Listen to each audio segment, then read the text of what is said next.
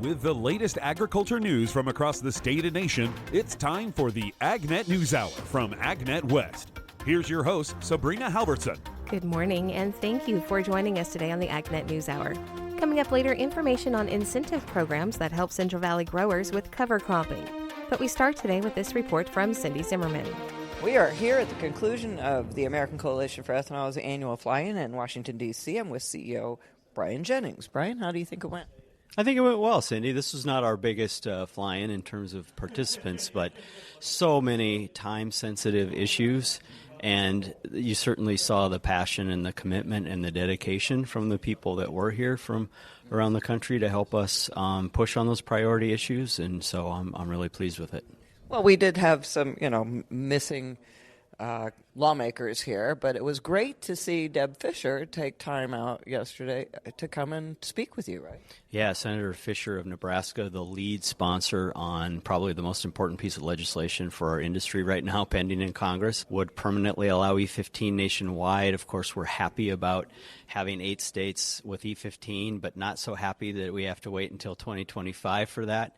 And we really ultimately need Senator Fischer's legislation to get over the finish line. And so the fact that we could meet with the primary author, she could help explain to us the roadblocks that she sees in the path of her legislation, and then we could have our members go to Capitol Hill and try to help sort of remove or overcome those roadblocks. That's what this event is all about.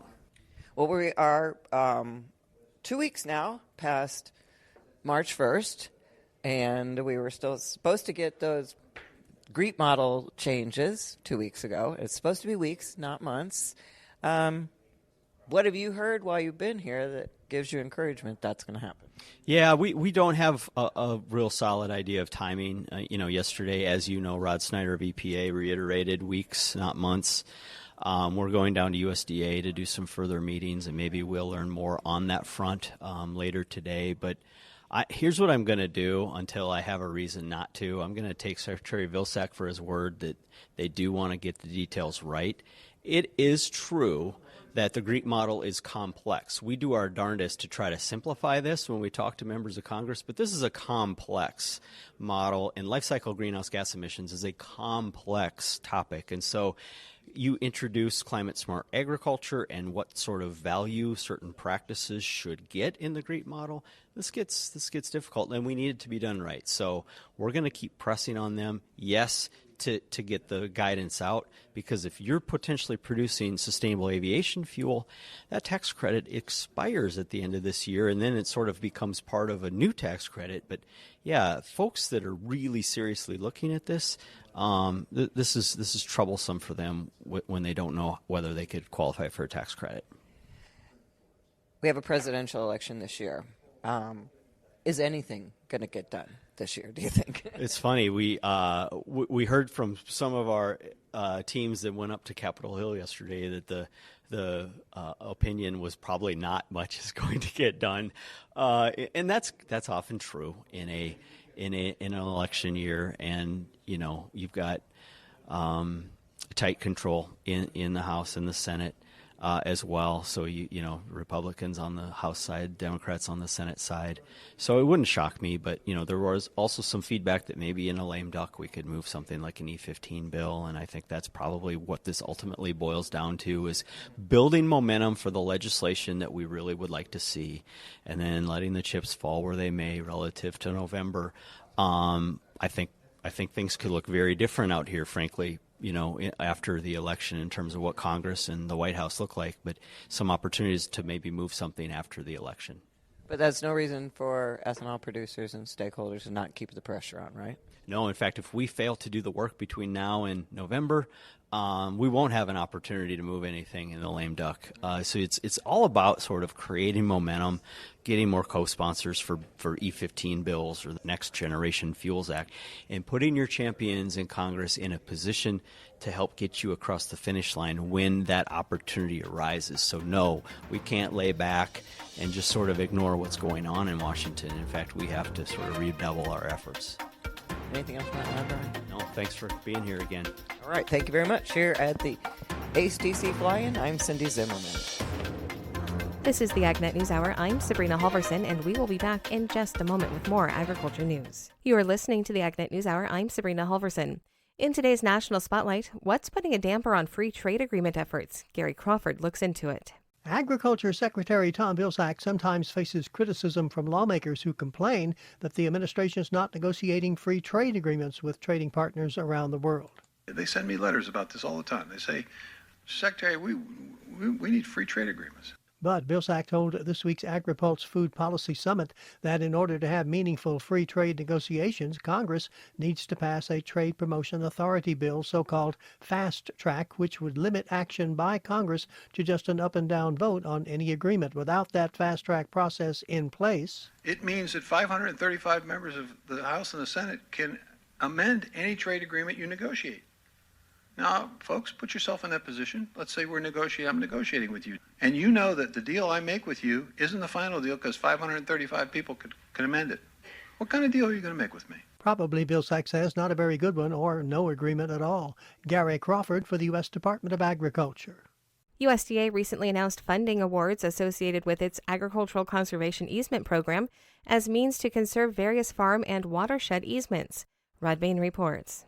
Another round of investments focused on conserving and improving farmland, grassland, and wetland easements. The announcement from Agriculture Department Undersecretary for Farm Production and Conservation, Robert Bonney. $138 million goes into our Agricultural Conservation Easement Program. And this will support about 138 individual easements across the country. The Natural Resources Conservation Service oversees ASEP projects in two components: agricultural land easements, farmlands or ranch lands that are impacted by suburban development, or maybe there are threats to turn it into non-agricultural use or non-grasslands in the case of grasslands. And so in those cases, we're providing funding to keep those lands in agriculture, to provide an incentive for those lands they'll stay in agriculture forever. And wetland reserve easements. So these are either grasslands or a lot of times forest lands. We're restoring the wetland features on those. They can continue to be working farms and ranches and forest lands, but we're doing things that's going to protect those wetlands, protect water quality, protect habitat, and then importantly, keep those lands in private ownership. As acreage, particularly prime ag production land and wildlife habitat, is lost to development,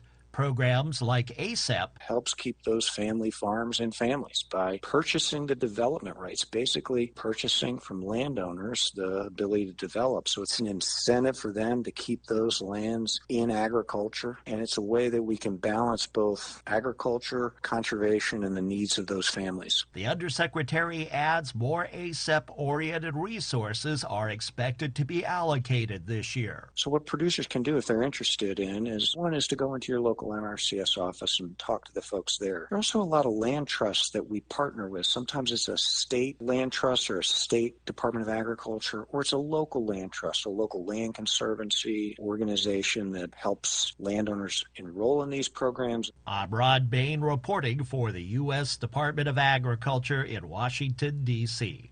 That's today's National Spotlight. Now here's Will Jordan with the Livestock Report.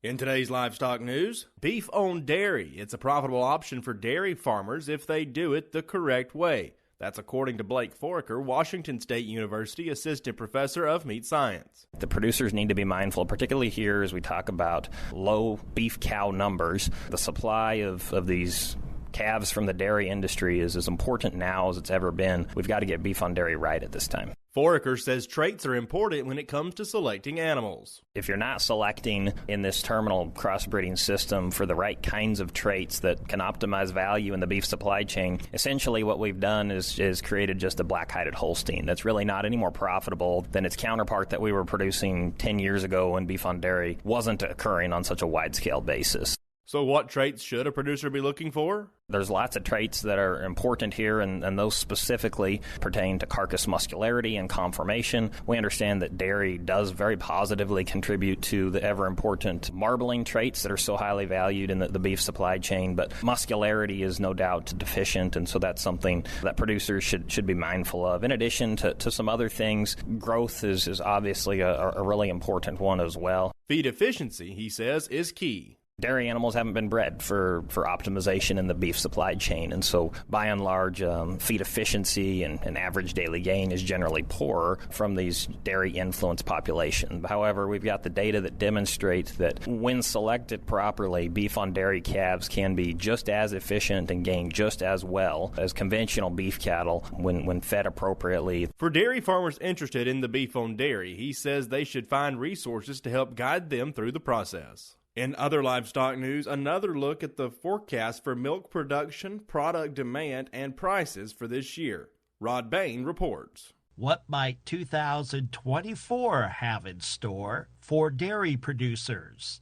Agriculture Department dairy analyst Michael McConnell offered an outlook for the dairy sector at this year's USDA Ag Outlook Forum. Overall, we see milk production projected to continue growing, but at a decreasing rate from what we've seen in recent years. Feed prices are projected to be lower in the upcoming year, but we're expecting tighter global markets for dairy products, which are going to provide price support. Specifically, strong demand for dairy products here and abroad. We're projecting higher exports, particularly on a fat basis, while domestic use on skimmed solids basis is lower year over year. It's also worth noting that at over 180 billion pounds, it remains at a relatively elevated level relative to what we've seen in the past 5 years or so. So overall, demand both domestic and for exports, we're expecting to be relatively robust in the upcoming year. In terms of how this translates into projected milk category and class prices for 2024. We're forecasting prices coming off of the recent lows that we saw in 2023 and increasing a bit. However, they're not quite as high as the highest prices we've seen in the past 3 years. So the breakdown of the forecast for this year's milk product prices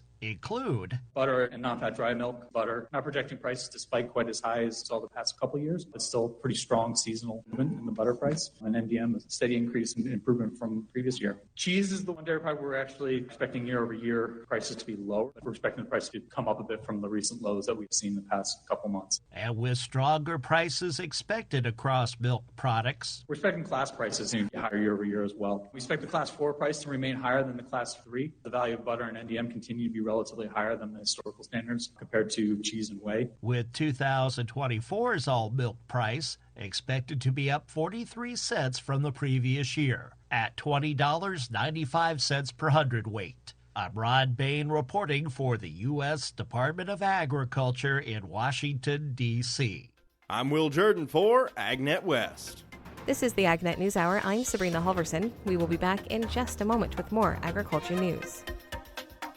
Welcome back to the AgNet News Hour. I'm Sabrina Halvorson. Coming up in a few moments, we'll have today's This Land of Ours report, but first, more of the day's agriculture news.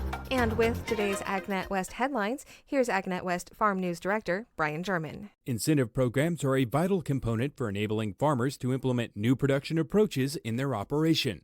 Vice President of Matoyan Brothers LLC, Richard Matoyan, said they're having success with some new incentive opportunities for composting and cover crops from NRCS that they were able to take advantage of. So I knew, first of all, that we needed to do a pre-irrigation prior to planting. We have sandy loam soil here. Unfortunately, our irrigation district still had water available. Irrigated the ground with flood water at the end of October, and then about a week later planted the cover crop, put about 45 pounds per acre in the row. We planted about an 11 to 12 foot swath in the rows, and within about 10 days the cover crop started peeking through the soil. And since then it's just been rain fed, and fortunately we've had enough rain to keep it going.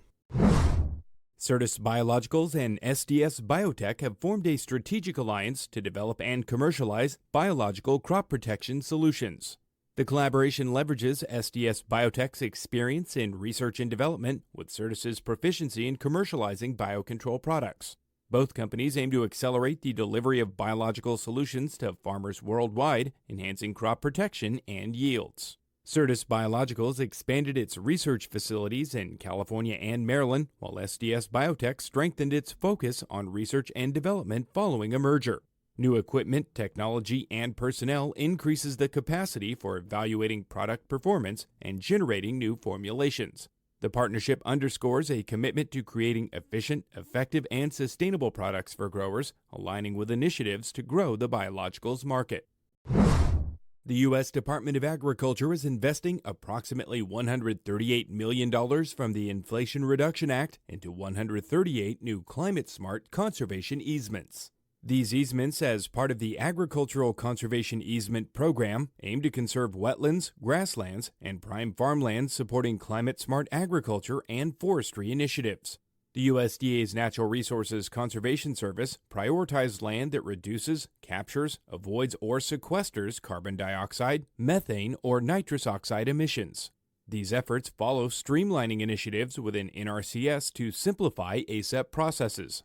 Overall, the Inflation Reduction Act allocates $19.5 billion in additional funding for climate-smart agriculture and forestry activities, with ASEP receiving $1.4 billion over several years.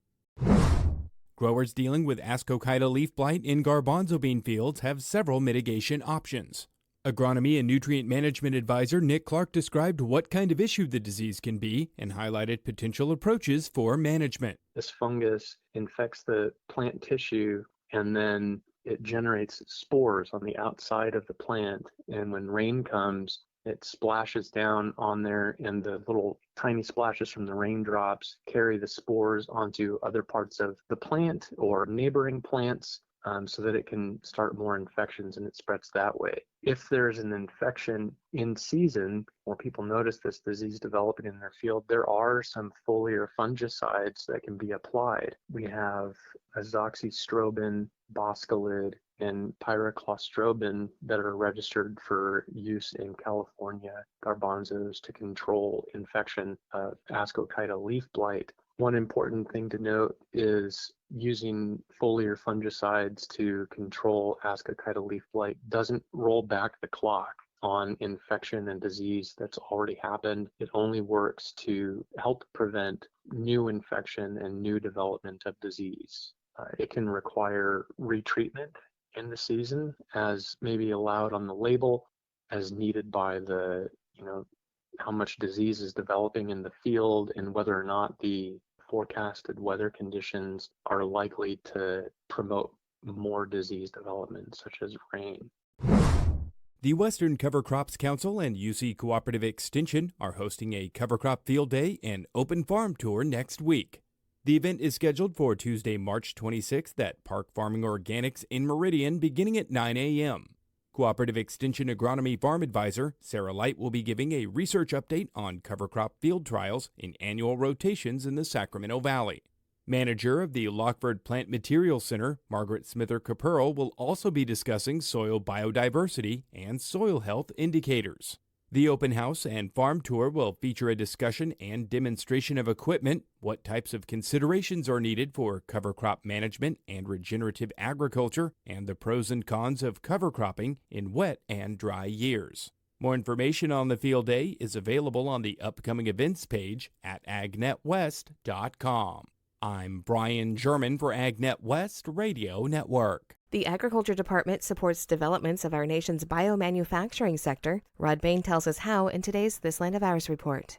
Biomanufacturing is a growing industry. Products ranging from farm lubricants to playground equipment, packaging, and apparel. USDA, through its Rural Development Mission Area and Rural Business Cooperative Service, are among the entities serving as incubators and investors into this sector. As RBCS Administrator Betsy Dirksen-Londergan told an audience at this year's AgriPulse Ag and Food Summit, we provide grants and loans to rural businesses. We do that directly. We do it through banks. We also do it through cooperatives. And based on a recent USDA report on developing a more resilient supply chain for biomass feedstocks and goods produced from them, do we have enough biomass to support the industries of the future? And the answer is yes. And those opportunities are all over rural America. I'm Rod Bain reporting for the U.S. Department of Agriculture in Washington, D.C. This is the AgNet News Hour. We will be back in just a moment with more agriculture news. Welcome back. For this segment, we go to Cindy Zimmerman once again. I'm here at the Ace Fly-In, and I'm with Bill Kauser, my friend from Iowa, who's a cattle producer and an ethanol plant investor, and also a member of the EPA Farm, Ranch, and Rural Communities Advisory Committee, and something he's been on before and been on for a while. So, Bill, tell us about that committee and your involvement in it. Yeah, they reenacted it about 6 years ago, and they put out to the United States. They wanted people to put in their application and kind of a broad base across the country of livestock producers and different academia. And out of 560 applications, I was very blessed to be one of the 30 to come on and be able to represent the farming community, the ethanol community, agriculture, basically. And what our job is to do is we basically get 3 or 4 challenges every year from the administrator. And our job is to come together with a white paper is how can EPA improve their methods of reaching out to rural America, to the cities of America, whether it's wastewater, whether it's manure issues, whether it's methane, and how do we make sure that the administration hears from grassroots? Well, you've worked with several different EPA administrators. What do you think about our current administrator? Well, as I stated in the meeting here, we had the privilege of hosting Regan and Vilsack the first week on the job here 3.5 years ago in our shop. And like I stated, it's the first time I've seen in my career of 30 or 40 years coming in here of those two gentlemen from different offices in the same room at the same time. Because we would always get their staff. And to see the relationship now that EPA and USDA have and can sit down together, not their staff, but the two leaders, and come to an agreement where everybody can work through some of the issues and policies that we've got going on. And then to be part of the farming community or the agriculture community and bring a recommendation to both of those gentlemen because, you know, I know them both personally. It means something, and they've always got someone they can call. Well, you also spend a lot of time here up in D.C. You're here for the ACTC fly-in. You're here almost every year, as far as I know, and you also come up here with other groups. So just tell me about your experience this year and some of the meetings that you had and how they went. Well, you know, I can honestly say I've been doing this for 30 years, and in the last 10 years, we finally have a seat at the table. You know, as a livestock producer, when I put on my cattle cap, you know, the EPA was a bad word. I mean, we would never let them in. And another gentleman, Dave Petty from Iowa, and I decided 20 years ago we were going to change that relationship. So now we've cultivated it to where we have those positions. I have 3 appointments in EPA now, and we've actually held meetings in the National Cattlemen's Office with EPA, which you would have never heard of 10 years ago. So we feel very strongly that we've cultivated a relationship because they're part of our team now, and we can't forget that. Whether you're ethanol, whether you're agriculture, whatever it is, they're part of your team because it's part of the policy, it's part of the rulemaking, and as a feedlot operator, I have an NPDES permit, so I have rules and regulations I have to follow. And the reason I'm so adamant, I think I'm in here every month for the next 7 months to do something with EPA or USDA, is I want to make sure that my sons, or our sons and daughters, can farm in the future with policy they can survive with. Well, as far as the issues facing the ethanol industry right now, year-round E15, getting the GREET model right for SAF, those kinds of things, that's what we talked about on the Hill this week. What do you think the chances are that any of that is going to get done in this presidential election year? Well, I don't know if we'll see it done in this presidential election year. I think everyone, when you go to the Hill, it's a different mindset today. And it's challenging, but we heard positive messages from the Ds and from both sides of the aisle. And they all want to get it done. They want to get a farm bill done. They want to get E15. But it's going a little bit slower, I think, on the EPA side because they want to make sure that this is done right and they get sued less. You know, I think that's one of the challenges because everybody's not afraid to sue today. And so if it does take us another year, it might have to be. But we're going to continue to say, let's get it signed because we got to do it eventually. We've smoothed all the rough edges over for whether, you know, on our Hill visits, whether Democrat or Republican, everybody's in agreement because if you're involved in climate or believe in climate, we're part of the solution. And that's what this administration is driven for. So the big man says, we're doing this, let's get it done. And I think that's the other thing. I think it's something we need to understand. We will always respect the office of the president, no matter who, because it's our job to decide who's there. And who's ever there, that's fine. But we've learned over the years, we're going to put ourselves close to the career people because they're going to be here the next time I come to D.C. That's a very good point. That's all the questions I have, Bill. Anything else you want to add? Well, I just want to thank agriculture for allowing us to be in here, and I want to make sure that everyone, you have the opportunity to come in here and hear your voice. All right. Thanks very much. Bill Kauser here in Washington, D.C. with the Ace Fly-In. I'm Cindy Zimmerman. There's a special bunny that certainly gets things hopping this time of year. Some may not believe in him, but let's not split hairs. Gary Crawford reports. Well, it's that time of year again when we begin to expect a visit from that famous bunny. It's Easter Rabbit, hooray! No, Bugs, don't even go there, please. Hooey. I'm glad I don't have to do this for a living. I don't think Bugs it symbolizes the things that the Easter Bunny was intended to symbolize. That's Ann Eflin, historical expert with the U.S. Department of Agriculture. So what has a bunny really got to do with Easter anyway? Where did all that get started? Well, actually, Easter was around centuries before Christ. Originally, it was a holiday that celebrated a Germanic goddess, the Saxon goddess Esther, or Easter. E-A-S-T-R-E, Easter. And she was the goddess of spring and fertility, and that, of course, is how she's associated with a springtime celebration. And the early Christian church took that celebration and attached to it the observation of the resurrection of Christ, which did help convert many pagans of that day to Christianity. But it came at springtime, a time of new life and fertility, and that brings us to... Well, here's the joyous bunny's first stop. Here's the Easter Rabbit, hooray! And a happy Easter Rabbit. Here, kid, have an egg.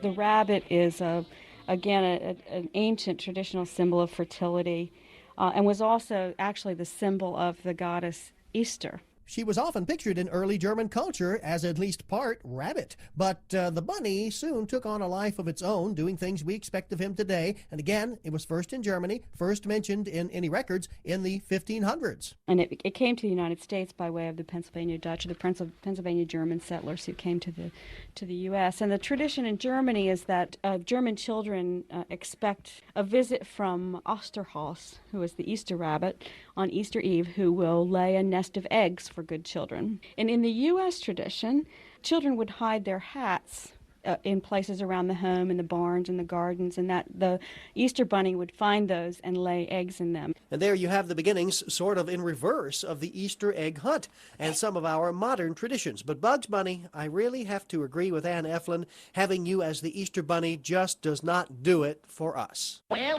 that's that. No more finagling with Easter eggs. Here's the Easter Rabbit, hooray! Oh, there he goes again. So if you find carrots in your Easter basket this year, you'll know why. Gary Crawford reporting for the U.S. Department of Agriculture in Washington. This is the AgNet News Hour, and we'll be back in just a moment.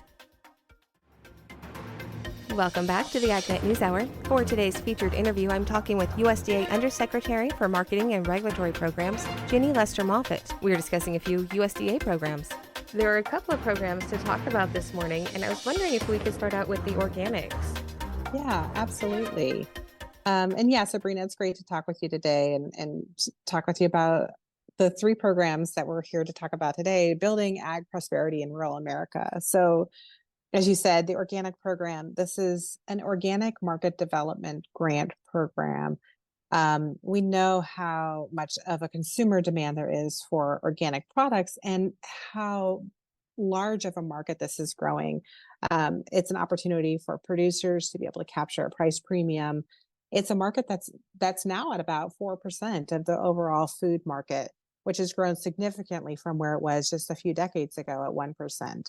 The Organic Market Development Program, we announced 70 projects that have received funding with over $61 million in investments.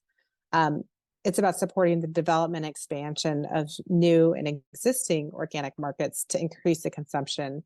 In Michigan, interestingly, one of the projects that we've invested in is Almar Orchards in Michigan. That is an organic apple orchard. They're able, through this grant program, to be able to purchase and install a washing and sorting line that's actually going to allow them to be able to partner and grow into the organic and baby and kid food market sector, which is an important market sector for organics. It allows them not only to expand their own organic production, but also to be able to expand production for other apple producers in the state to become organic. Again, it's about tapping this new market opportunity there in Michigan, but and of course to grow organic production around the nation as well. And you mentioned how important organics have become and how the market is growing. Do you expect to see the continued growth? Yeah, it certainly is a growing sector. This program is really designed to increase domestic production. We know consumers are demanding more and more organic production, and we want to make sure that our producers here in the United States get to tap into this important value added market. Just through this program alone, through the 70 projects and the 61.5 million we've invested, we know that more than 27,000 organic producers are going to benefit from these investments. And also more than 30 million consumers will be able to benefit from it. So really strong investments to be able to grow things like organic, of course, like apple production, but also things like livestock feed and dairy and fibers, and other organic ingredients that are not currently now available in the market, again, to even grow the market sector even more. You mentioned a project in Michigan, and I was wondering if you had any other examples, maybe out west, the California area or southeast areas. I know that that's springing it kind of on you when you weren't prepared, but do you have any other examples available? Yeah, absolutely. So there's several projects, of course, in the California area, and we met with one producer last week, the organic rice producer, to be able to expand organic rice production in the state in California, so that rice producers can diversify into organic markets. I was out in Colorado meeting with some grain producers who have formed the Colorado Grain Chain. And it is about linking, hence the chain name, linking producers with local buyers for organic grains that are bring more value and diverse opportunities for producers. And then in the Southeast, we funded several different projects. One was the Georgia Organic Peanut Association, for them to be able to expand into organic oil markets as well, which is really important in processing, because we all know that there is, of course, the primary processing of the product like peanuts that gets to markets, but then being able to do the secondary processing of oil products adds value and really makes the difference between being able to break even and break a profit. Fantastic. So let's talk about a couple of the other programs. The Resilient Food Systems Infrastructure Program. Give me an overview of what this is and why it's important. Yeah, so the Resilient Food System Infrastructure Program is a partnership that USDA has with state and territory departments of agriculture. So the program is run through the states and their Department of Agriculture, and the funding comes from USDA. And it's very much a strong partnership. The goal of the program is to fund the things like aggregation, processing, transportation, distribution of products that are not in the meat and poultry sector, because we have a separate program for that.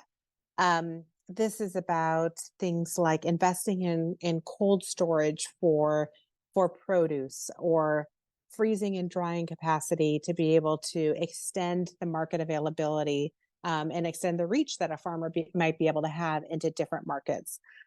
It's about expanding local and regional distribution and what we call aggregation, right? And so that is really about the place where farmers can bring their product to a local distributor, a regional distributor, and then those distributors can then transport the product to important new markets for producers like schools, like hospitals, to be able to also tap into and expand into restaurant and grocery markets as well. This is about giving more choices in the marketplace, giving more opportunities and avenues for producers to get their product direct from farm to different sectors of the market. So consumers have more choice in the marketplace, but also producers have and see and can tap into the value stream of add value. And that's really important for the work that we're doing. It gets down to the crux of what we're really focused on, which is about increasing diversity in streams of income that farmers and ranchers have, so that family farmers so that small and mid-sized producers see the opportunity and are able to tap into the prosperity alignment that we absolutely need for, of course, rural prosperity, but also for a reliable food supply. Yeah, and a program like this has a lot of benefits, for, like you said, for the agricultural sector. But then, so many of our listeners are also, rural residents. So how does this help, just people like them, maybe who are not involved in farming, but who do live in rural areas?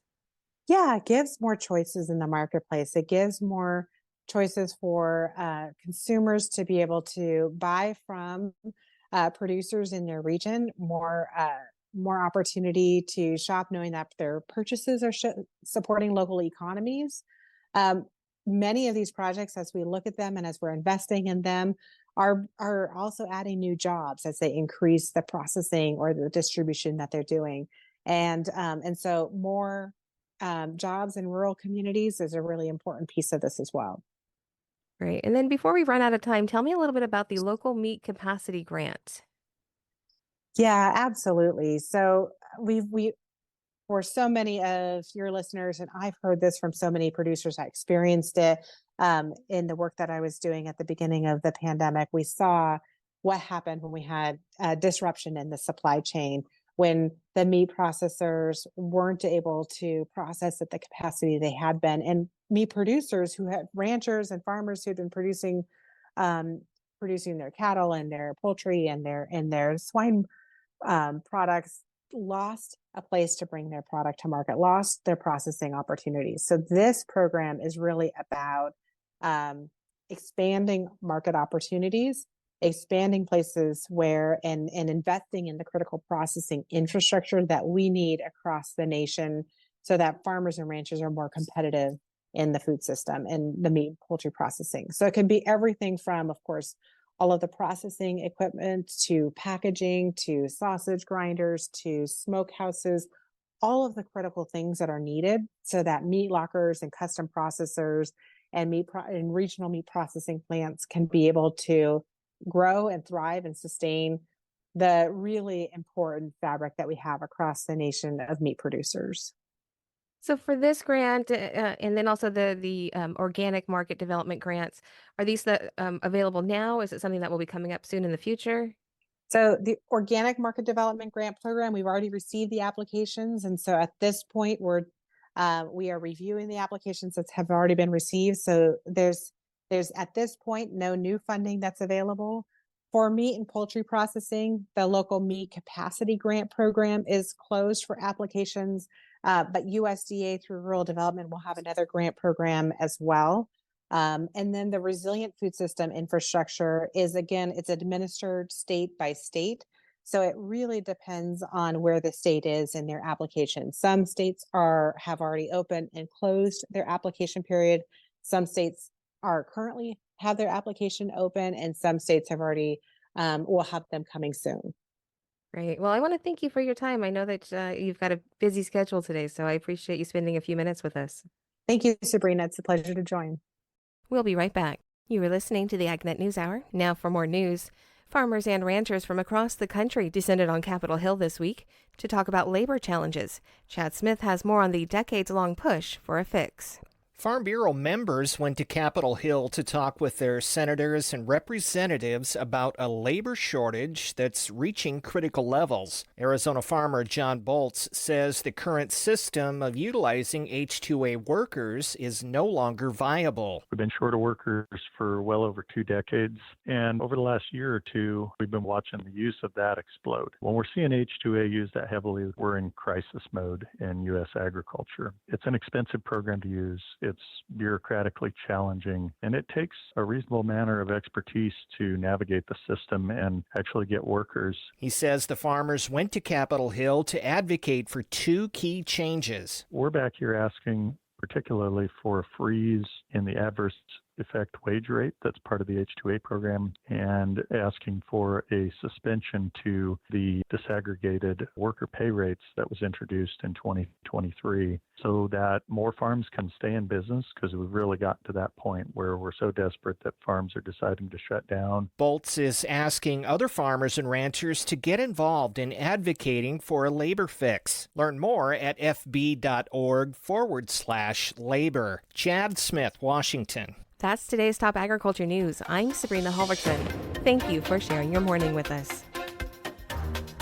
To get more information on the topics you heard today, visit AgNet West online at agnetwest.com. You can also stay connected by following us on our social media at AgNet West on Facebook, Instagram, and Twitter. You can also find our broadcast team of Brian German and Sabrina Halvorson on Facebook and Twitter. Thank you for listening to the AgNet News Hour from AgNet West. AgNet West Radio Network, your primary choice for agriculture news.